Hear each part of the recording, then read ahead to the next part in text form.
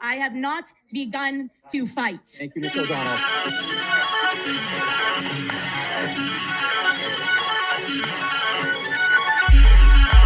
Committee, I'm not sure. But either way, we continue to see that certain select board members continue to ignore the spirit of the current guidelines, notably swearing at and threatening to assault an individual on the sidewalk right in Canton Center. I stand here today to renew my request for the select board to take action on this matter. You represent the town and all the citizens, not just the ones who voted for you. And yes, as public officials, you are held to a higher standard. This continued behavior reflects poorly on the town and has the potential to expose the town to liability. To be clear, this is not about the Reed case or any other matter. It is about leadership and leading by example. It is disingenuous to sit there and object to lack of civility when one of your own members acts in an uncivil manner with no comment or consequences from the rest of the board. Thank you. Decided on to reappoint Helena Rafferty to a one-year contract. Did you interview and assess her performance one-on-one, or was it done as a group? Does the chief recognize the missteps that have occurred in the Canton Police Department investigation in the death of the Officer John O'Keefe? Can you tell us what some of the questions you asked her were? What, if anything, did you ask her about her department's lack of following proper procedures and policies? What, if anything, did any of you ask her about the importance of interviewing, separating witnesses, and recording witness statements? What, if anything, did you ask her about the collection of evidence, the proper storage of evidence, and the chain of command on evidence collection? What, if anything, did you ask her about recognizing and adhering to conflicts of interest? You know, such as when the chief at the time, Chief Berkowitz, called District Attorney Michael Morrissey's office at 8:30 a.m. on January 29th and talked about the Canton Police Department recusing themselves because of a conflict of interest.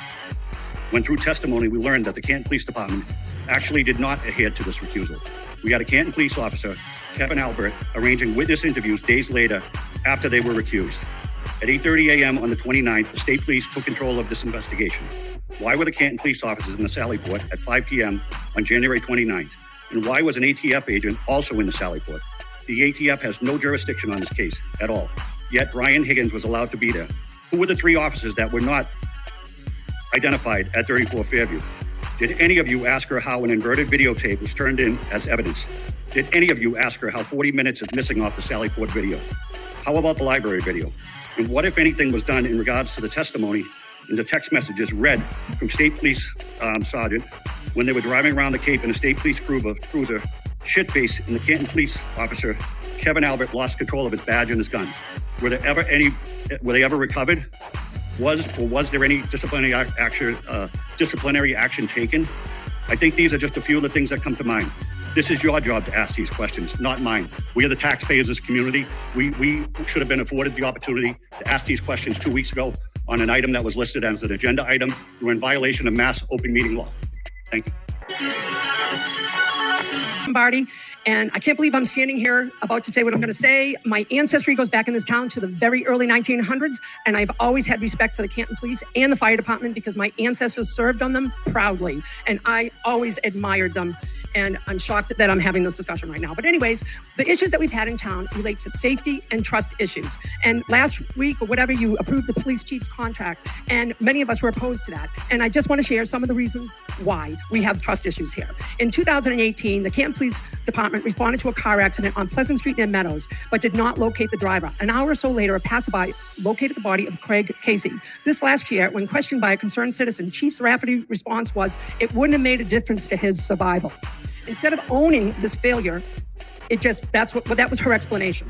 In 2021, the Canton Police Department ruled Sandra Birchmore's death a suicide. It was recently confirmed that Sandra was in fact murdered, something many citizens already knew. Yet there has been zero acknowledgement of this policing failure by Chief Rafferty or an apology to Sandra's family that I am aware of. In 2022, the Canton Police Department responded to the scene of Officer John O'Keefe's murder. The mishandling of the crime scene, the investigation, and the evidence collection was gross incompetence at best and will be taught in criminal law classes for decades to come on how not to handle a murder crime scene. Instead of Chief Rafferty addressing these performance issues with appropriate corrective action, many, if not all involved, have been promoted. In any organization, rewarding poor performance not only damages employee morale, it increases employee turnover, both of which are extremely costly. Canton PD has an 18% turnover in the past 2 years. Oftentimes, it is your best employees who seek employment elsewhere, not the performance problem. If unchecked, your organization will continue on a downward spiral. In the John O'Keefe murder trial, we learned that it was Chief Rafferty who turned over the Sally Port surveillance video to the Mass State Police. We also learned that in addition to 42 minutes missing from this footage and people disappearing from the screen, and the footage was inverted, something no one has ever heard of in their life. 6 weeks it took her to report the February accident, which almost cost the man his life, and now we're being sued for that. And we're going to get sued for all these other cases as well. Policies and procedures are great, but there's no consequences when they're not followed. Just rhetoric that we'll do better next time. That just doesn't cut it. The Canton Police Department and this town is facing countless and costly lawsuits as a result of their actions. We do not feel safe, and that is why. Okay, I'm not speaking for you because you're part of the selected few. I'm talking about me, common folks. I'm talking about me, the random citizen. That's who I'm talking about. Thank you, Ms. Anyone Labate. who's related to the McGalberts, you're safe, but not us. Thank you, Ms. stop Labate. it. I'm sorry. Thank you.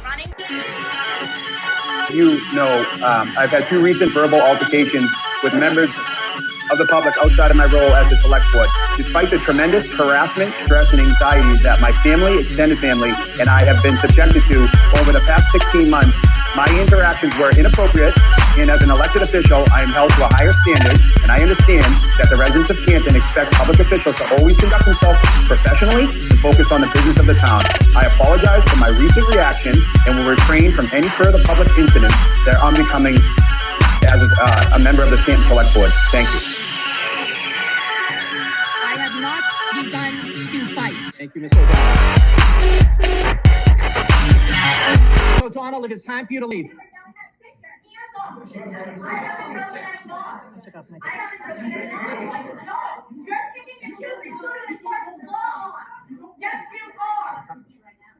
All right, can we just start our meeting? What are we doing with her? What are we doing with her?